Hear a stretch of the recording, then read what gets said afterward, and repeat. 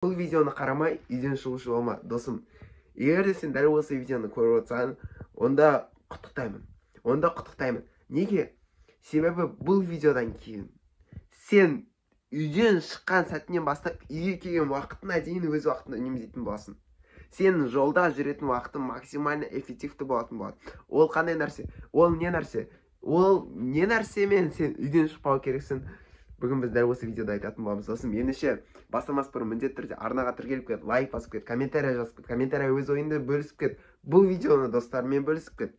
Бұл қазақ профессор, балаша мұғалімнің арнасы, енді кеттік бастаймыз. Қара, біз мысалға, енді мектеп оқушылар мектепке барады, мектепке келеді. Окей.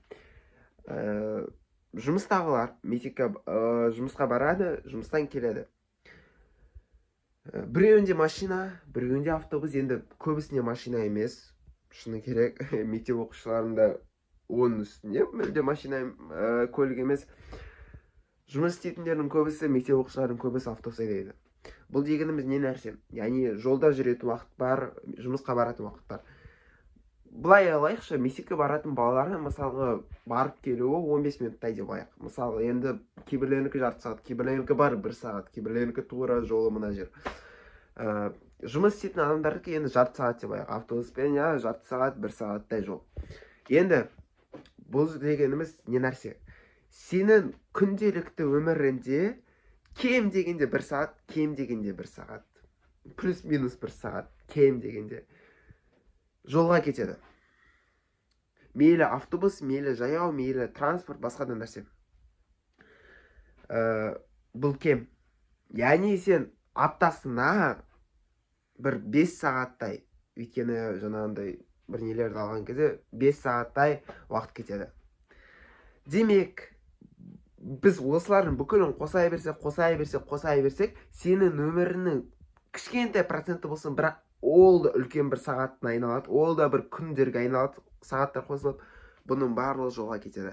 Демек, саған жолды дұрыс пайдалану керек. Міне, енді біз айтатын шешімге келе жатырмыз. Саған жолды дұрыс пайдалану керек. Демек, үйден шығар кезде сен өзіңмен бірге кітаптарды алып шығуың керексің. Кітап алып шығуың керексің. Оқисың, окей, менікінде көз ауруы мүмкін дейсің. Жақсы. Кітапта басқа да варианттар бар. Мысалға, подкаст, аудио кітап, дәріс. Яғни пайдалы нәрсе сен бара жатқан кезде, және келе жатқан кезде барынша пайдалы нәрсе тыңдау керексің, пайдалы нәрсе алуың керексің. Осылайша сен өмірінің кішкентай бөлігін болсын, бірақ оның бүкіл жиналған сайын үлкен бөлікке айналады, сол үлкен бөлікте дұрыс пайдаланатын боласың. Есінде болсын, үйден осы нәрсені істеп шық. Ендеше досым, кеттік. Келесі видеода кездескенше видеоны лайк басып кет, тағыда айтқандай мені әлеуметтік желімен тіркеліп кет, ссылкасы описанияда. Кеттік, келесі видеода кездескенше.